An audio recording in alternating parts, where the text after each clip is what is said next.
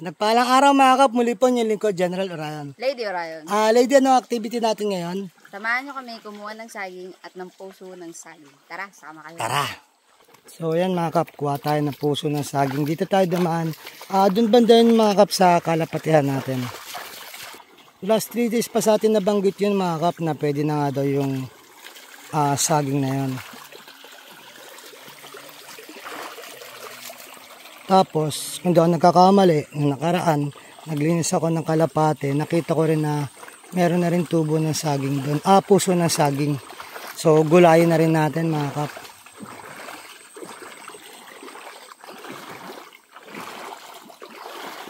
Dito sa daanan natin mga kap, may kita natin na meron uling, dito, gabi or taro.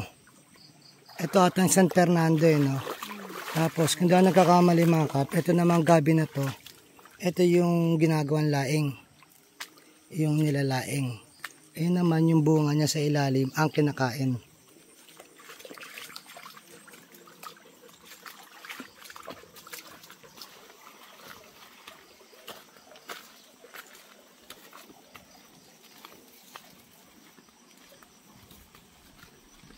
So, dun tayo angat mga kap.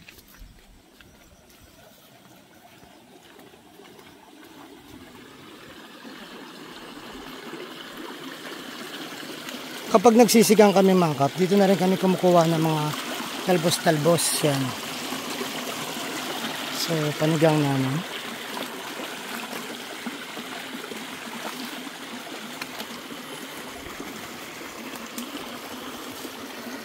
Ito nga, sana makagawa tayo dito ng free energy or mini hydro.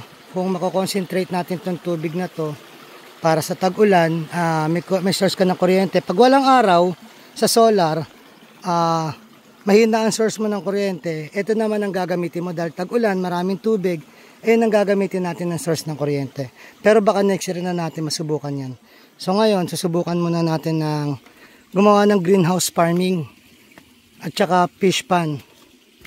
Yan. So, nag-aayos din tayo ng kulungan ng mga kambing. Pag natapos yan mga kap, so doon tayo diretso. Ano tayo ning?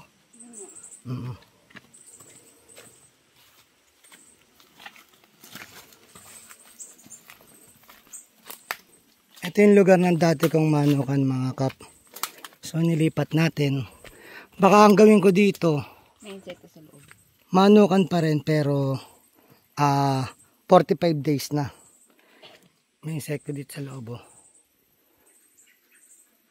So kung makikita nyo, ayun o. Yaman mo na yan, nananahimik siya. Doon tayo sa saging.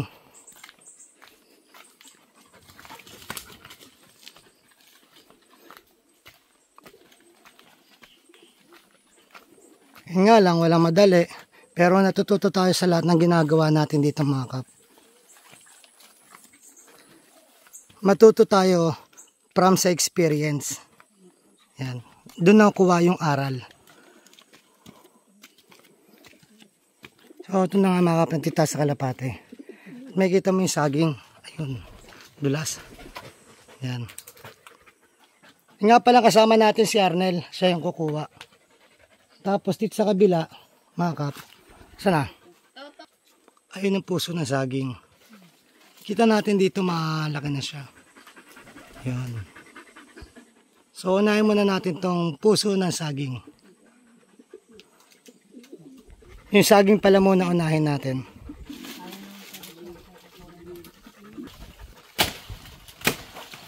So, hindi na pala natin makukuha yung puso ng saging kasi nga, kailangan muna natin patubuin yung bunga. So, ngayon ito nang gagawin natin sa mga dahon nito mga kap. Mamaya i-grind natin para maging pagkain ng mga kambing. Pati yung katawan na yan. So, wala pa rin masasayang. So, ito na nga yung mga kap, ang ating harvest ng saging. Ano to? Toldan? Ito ata yung pampatigas daw ata ng tae mga kap. So, ayan gagawin natin, i-grind natin mamaya. Hindi muna natin kukunin yung puso ng saging doon. Hintayin muna natin magkabunga. Maraming salamat mga kap sa pagsama muli po niyong lingkod, General Orayan. Lady Orion. At taos puso po nagpapasalamat sa inyo na walang sawang panonood sa aming mga video at live.